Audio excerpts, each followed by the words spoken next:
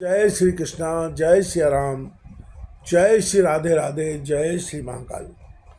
महिषासुर का सामना करने के विषय में इंद्र का देवताओं से तथा गुरु बृहस्पति जी से परामर्श एवं बृहस्पति जी का इंद्र के प्रति उपदेश, इंद्र का भगवान ब्रह्मा, शंकर तथा विष्णु के पास जाना और इंद्रादि देवताओं का महिषासुर, बिडाल और ताम्र के साथ युद्ध। व्यासी कहते हैं, तदनंतर दूत के चले जाने पर देवराज इंद्र ने भी यमराज, पवन देव, कुबेर, वरुण आदि देवताओं को बुलाकर उनसे कहा, महिषासुर नाम से प्रसिद्ध महान प्रतापी दानव इस समय दैत्यों का राजा है। उसके पिता का नाम रम्य था।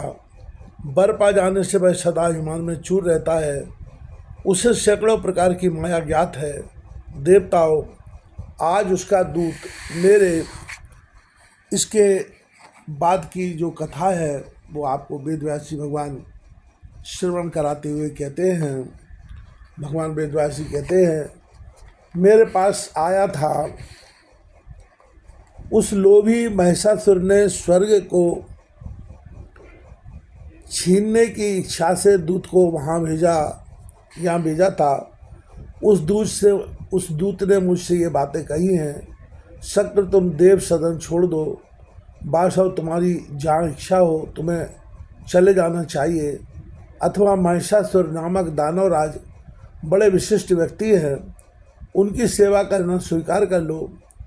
वे बड़े दयालु नरेश हैं, तुम्हारे भरण पोषण की समुचित व्यवस्था कर देंगे।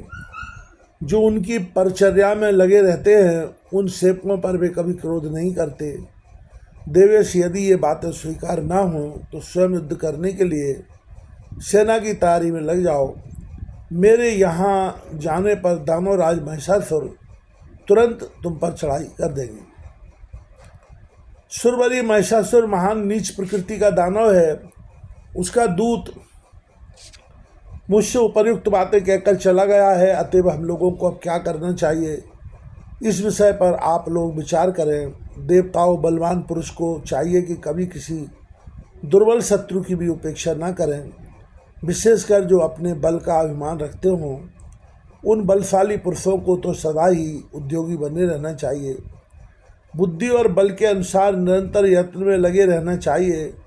हार और जीत तो प्रारब्ध के अधीन है, उसको कोई टाल नहीं सकता। इस समय उससे मैत्री कर लेना भी ठीक नहीं, क्योंकि महिषासुर दुष्ट है। उसके मित्र बन जाने पर भी कोई प्रयोजन सिद्ध नहीं हो सकता। आप लोग उत्तम विचारशील हैं, अतः इस विषय पर बार बार विचार करें। अकस्मात अभी उस पर चढ़ाई कर दी जाए यह ठीक भी नहीं। सुगमता से प्रवेश करने में कुशल शीघ्रगामी गुप्तचर पहले वहाँ भेज दिए जाएं। गुप्तचर ऐसे होने चाहिए जो शत्रु के अभिप्राय को पूरा समझ सकें, किसी के साथ अधिक प्रेम न रखें, किसी प्रलोभन में न पड़ें और सत्यवादी हों। यथार्थ रूप से शत्रु की सेना की संख्या तथा उसका सारा रहस्य जानकर फिर चढ़ाई करना समुचित होगा। उसकी सेना में कितने कैसे वीर हैं, गुप्तचर उनकी संख्या आदि का पूर्ण ज्ञान प्राप्त करके शीघ्रतापूर्वक लौट आए। उनके द्वारा महिषासुर तथा उसकी सेना के बलाबल को जान लेने के पश्चात हम लोग तुरंत धावा बोल लें या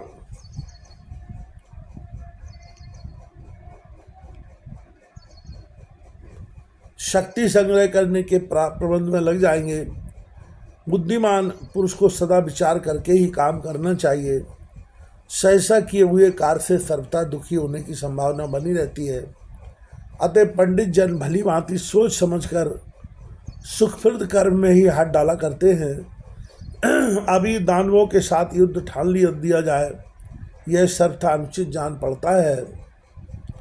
यूँ करना तो वैसा ही होगा जैसा बिना जाने हुए औषधि सेवन करना। ऐसे कार्य से तो सर्वथा उल्टा फल सामने आ सकता है। व्यास जी कहते हैं, राजन, उपस्थित देवताओं के साथ एवं बातचीत करके शत्रु का अभिप्राय जानने के लिए देवराज इंद्र ने कार्यकुशल निपुण गुप्तचर को जाने की आज्ञा दे दी। वह दूत तुरंत चला गया और सारे भेद जानकर इंद्र के पास लौट आया। उसने महिषासुर की संपूर्ण सेना के बलाबल की सूचना देवराज को दे दी। दानव के सैनिक उद्योग की जानकारी प्राप्त होने पर इंद्र अत्यंत आश्चर्य में पड़ गए। उन्होंने तुरंत देवताओं को आज्ञा दी। देवता गए और मंत्रवेत्ताओं में श्रेष्ठ पुरोधा बृहस्पति जी को बुला लाए। उनके साथ परामर्श होने लगा। अंगरानंदन बृहस्पति जी जब उत्तम आसन पर बैठ गए तब इंद्र ने उनसे कहा, इंद्र बोले, विद्वान आप देवताओं के गुरु हैं, इस अवसर पर हमें क्या करना चाहिए यह बताने की कृपा करें। आप सर्वज्ञ पुरुष हैं, इस कठिन परिस्थिति में हमें केवल आपका ही अवलंब है। आज महिषासुर नामक दानव बहुत से दैत्यों को साथ लेकर युद्ध करने के लिए आ रहा है।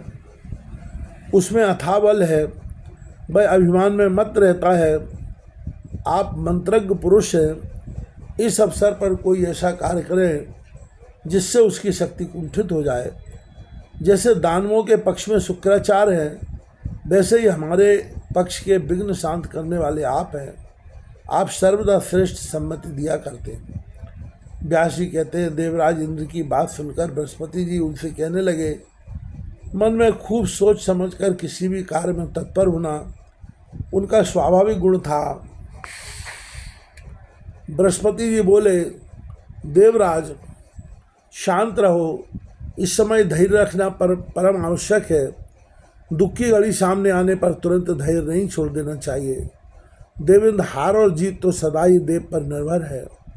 अतएव बुद्धिमान पुरुष का कर्तव्य है कि सदा ही धैर्य का आश्रय लेकर अपने स्थान से विचलित न हो।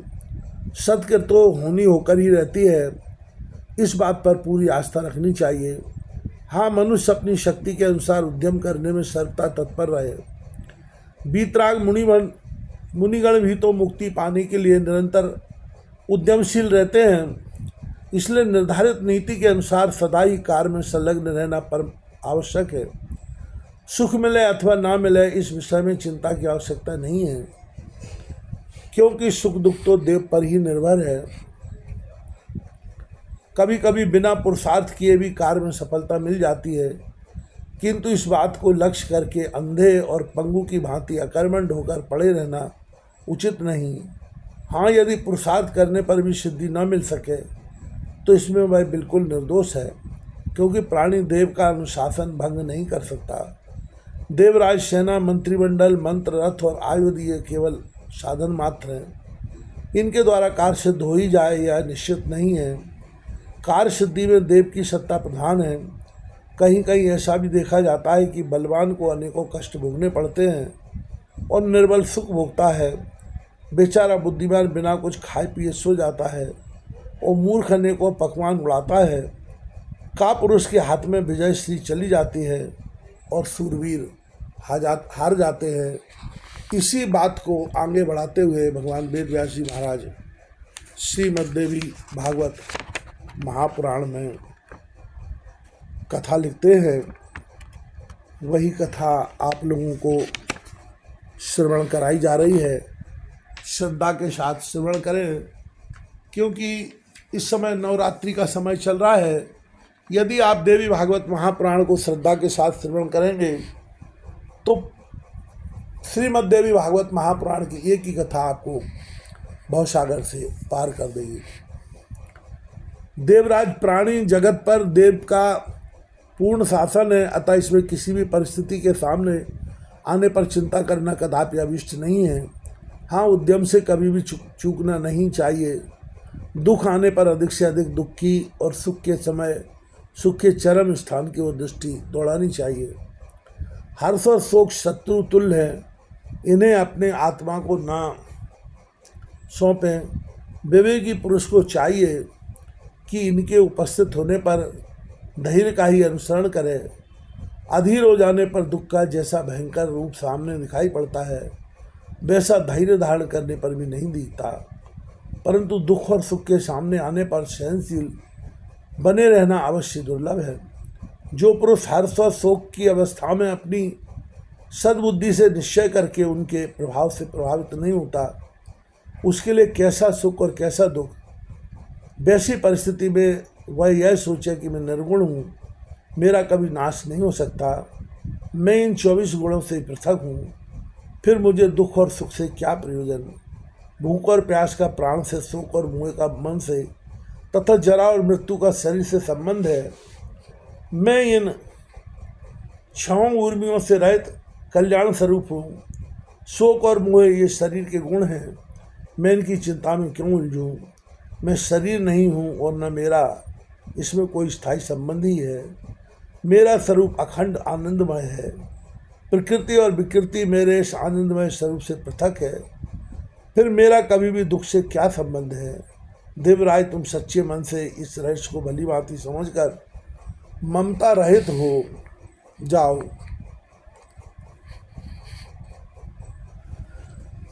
सत्कृतो, तुम्हारे दुख के अभाव का सर्वप्रथम उपाय यही है। ममता ही परम दुख है और निर्मत ममता का अभाव हो जाना परम सुख का साधन है। सच्ची पते, कोई सुखी होना चाहे तो संतोष का आश्रय ले। संतोष के अतिरिक्त सुख का स्थान और कोई नहीं है। अथवा देवराज, यदि तुम्हारे पास ममता दूर करने वाले ज्ञान का नितांत अभाव हो तो प्रारब्ध के विषय में विवेक का आश्रय लेना परम आवश्यक है। प्रारब्ध कर्मों का अभाव बिना भोगे नहीं हो सकता, यह स्पष्ट है। आर संपूर्ण देवता तुम्हारे सहायक है। तुम स्वयं भी बुद्धिमान हो, फिर भी जो होनी है वह होकर ही रहेगी, तुम उसे टाल नहीं सकते। ऐसी स्थिति में सुख और दुख की चिंता में नहीं पड़ना चाहिए। महाभाग, सुख और दुख ये दोनों क्रमशः पुण्य और पाप के क्षय के सूचक हैं। अतः बुद्धिमान पुरुष को चाहिए कि सुख के अभाव में भी सर्वथा आनंद का ही अनुभव करे। अतः महाराज, इस अवसर पर सुयोग्य मंत्रियों से परामर्श लेकर विधि पूर्वक यत्न करने में कटिबद्ध हो जाओ। यत्न करने पर भी जो होनहार होगा वह तो सामने आएगा ही। व्यास जी कहते हैं, देवगुरु बृहस्पति का कथन सुनकर इंद्र ने उनसे पुनः कहा कि मैं महिषासुर को मारने के लिए युद्ध की तैयारी अवश्य करूँगा, क्योंकि निरुद्धम हो जाने पर राज्य, सुख और यश इनका मिलना असंभव है। जिनमें कुछ भी करने की शक्ति नहीं होती वे ही निरुद्धम्यता के पक्ष का समर्थन किया करते हैं। उद्यमशील पुरुष कभी ऐसा नहीं करते। सन्यासियों के लिए ज्ञान और विप्रों के लिए संतोष भूषण है, किंतु जिन्हें ऐश्वर्य की अभिलाषा है उनके लिए तो उद्यमशील होकर शत्रु का नाश करना ही भूषण है। मुनिवर, उद्यम के प्रभाव से ही मेरे द्वारा वृत्तासुर और नकुची काल के ग्रास बनाए गए। इसी प्रकार मैं महिषासुर को भी मार डालूंगा। आप देवगुरु बृहस्पति का तथा श्रेष्ठ आयुध वज्र का बल मुझे सुलभ है। भगवान विष्णु तथा उमापति शंकर जी अवश्य मेरी सहायता करेंगे। मुनिवर, सम्मान प्रदान करना और दूसरे का कार्य करना आपका स्वभाव है। मैं सैनिकों को लेकर महिषासुर पर चढ़ाई करने के लिए बिल्कुल तैयार हूँ। आप मेरे कल्याण के लिए रक्षोद्र मंत्र का जप करने की कृपा करें। व्यास जी कहते हैं, इस प्रकार देवराज इंद्र के कहने पर बृहस्पति जी हंसकर उनसे कहने लगे। बृहस्पति जी बोले, देवराज, इस अवसर पर मैं ना तो तुम्हें जाने की प्रेरणा ही कर सकता हूँ और ना रोक ही सकता हूँ, क्योंकि युद्ध करने वाले की हार और जीत बिल्कुल अनिश्चित रहती है। सच्ची पते, होनहार के विषय में तुम्हारा किंचित मात्र दोष नहीं है। सुख अथवा दुख पहले से ही निश्चित हो चुके हैं, अतः इनका सामने आ जाना अनिवार्य है। यद्यपि बुद्धिमान पुरुषों को निरंतर यत्नशील बने रहना चाहिए। कार्य सिद्ध होना या ना होना तो सदा दैव के अधीन है। व्यास जी कहते हैं, सचिपति इंद्र बृहस्पति के सारगर्भित सत्य वचन सुनकर ब्रह्मा जी की शरण में गए और उन्हें प्रणाम करके बोले, पितामह, आप संपूर्ण देवताओं के अध्यक्ष हैं। इस समय महिषासुर नामक दैत्य सर्वांग पर अधिकार प्राप्त करने के लिए अपने सैनिक बल का विपुल संग्रह करने के लिए अथक प्रयास कर रहा है। अन्य भी जितने दानव हैं सबके सब महिषासुर की सेना में सम्मिलित हो गए। वे सभी युद्धाभिलाषी, महान, पराक्रमी एवं युद्ध की कला के विशेषज्ञ हैं। महाप्राज्ञ महिषासुर के भय से अत्यंत घबराकर अब मैं आपकी शरण में आया हूँ। आपसे कोई भी बात छिपी नहीं है, अतः आप मेरी सहायता करने की कृपा कीजिए। ब्रह्मा जी ने कहा, इस समय हम सब लोग कैलाश पर्वत पर चले, भगवान शंकर और अपार बलशाली श्री विष्णु को अगुआ बनाकर युद्ध का कार्यक्रम निश्चित किया जाए। सभी देवताओं के साथ बैठकर देश और काल के संबंध में भलीभांति विचार करके युद्ध करना समुचित होगा। मूर्खतावश बलाबल का विचार किए बिना ही सहसा कार्य करने वाले मनुष्य का पतन हो जाता है। व्यास जी कहते हैं, देवराज इंद्र ने ब्रह्मा जी की बात सुनकर उन्हें अपनी अग्रणी बनाया और लोकपालों को साथ लेकर वे कैलाश के लिए चल पड़े।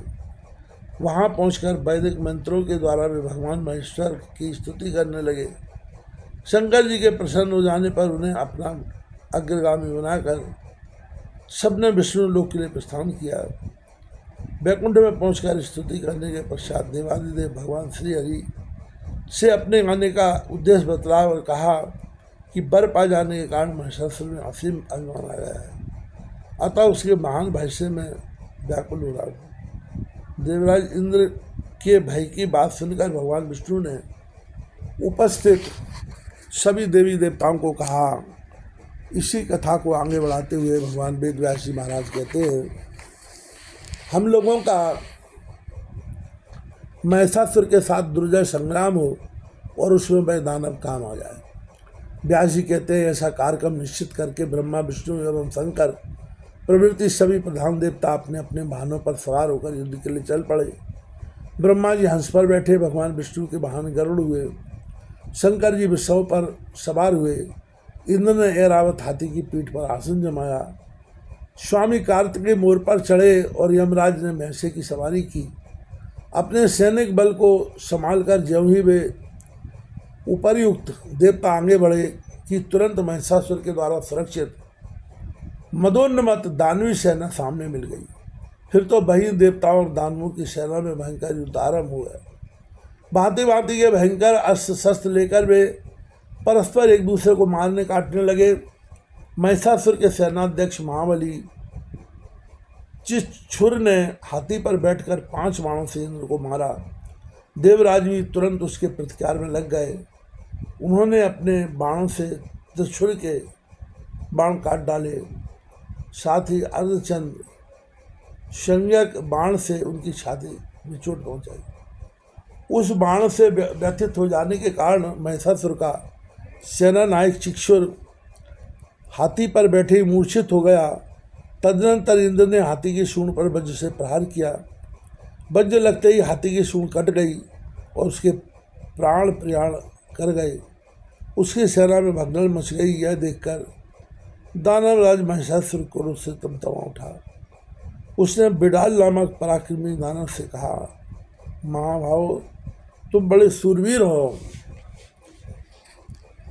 इंद्र को अपने बल का अभिमान हो गया है, तुम जाओ और उसे परास्त कर दो। वरुण का प्रभृति अन्य भी जितने देवता हैं उन्हें मारकर मेरे पास लौटा दो। व्यास जी कहते हैं, बिडाल असीम बलशाली वीर था। महिषासुर की बात सुनकर वह मतवाले हाथी पर सवार हुआ और इंद्र के साथ युद्ध करने चल दिया। उसे आते हुए देखकर इंद्र ने विस्तर सर्प की तुरंत कल्पना करने वाले बाणों से बिडाल पर प्रहार करना आरंभ किया।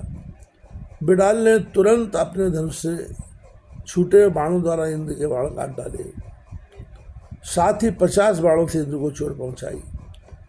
जिस प्रकार बिडाल के प्रयास से देवराज के अंग कट गए थे, वैसे ही उन्होंने भी उसके बाण काट गिराए। इसके बाद इंद्र ने अपने सर्वतुल्य तीखी बाणों से क्रोधपूर्वक बिडाल को मारना आरंभ किया। उस दानव ने इस बार भी अपने धनुष से छूटे बाणों से देवराज के बाणों को काट दिया। तब इंद्र ने बिडाल के हाथों की सुई पर गदा से प्रहार किया। गदा लगते ही सूंड धड़ से अलग हो गई। फिर तो वह हाथी बार बार चिघाड़ने लगा और पीछे मुड़कर दानवी सेना को कुचलने लगा। अब सैनिक भय से घबरा उठे। हाथी युद्धभूमि से भाग आया। यह देखकर बिडाल तुरंत एक सुंदर रथ पर बैठा और सम्रांगण में देवताओं के सामने डट गया। इंद्र ने देखा कि बिडाल रथ पर सवार होकर फिर आ गया। धमका है, तब वे विषैले अपने तीखे तीर उस पर छोड़ने लगे। महाबली बिडाल ने भी लगातार बाण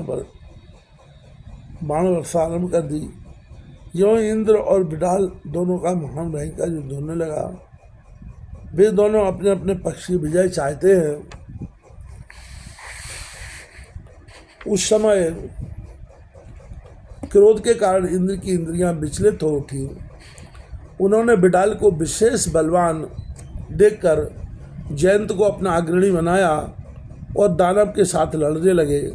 जयंत ने अपने चमकीले 5 बाण धनुष पर चढ़ाकर बलपूर्वक खींचे और उनसे मत वाले बिडाल की छाती में गहरी चोट पहुंचाई।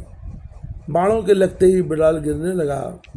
इतने में उसके साथी ने उसे रथ पर संभाल लिया और तुरंत रथ लेकर वह युद्ध भूमि से बाहर निकल गया। बिडाल के मूर्छित होकर सर्वांगण में से चले जाने पर देवसेना में विजय घोषणा आरंभ हो गई।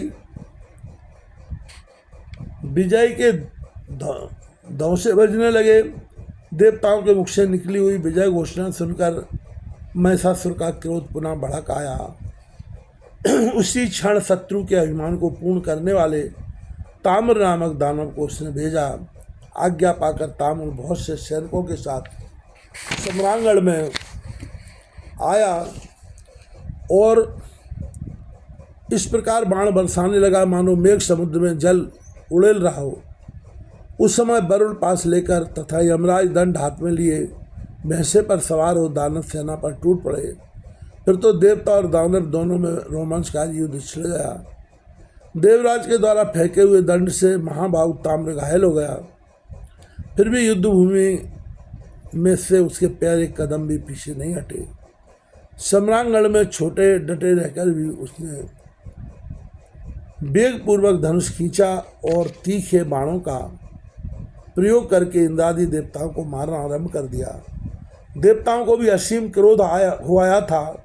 वे अपने दिव्य बाणों से दानवों को मारने और ठहरो ठहरो कहकर गरजने लगे। उनकी मार पड़ने पर ताम्र युद्ध में ही मूर्छित हो गया। दानव बड़े जोर से हाहाकार मचाने लगे। भय से उन सबका हृदय थर्रा उठा।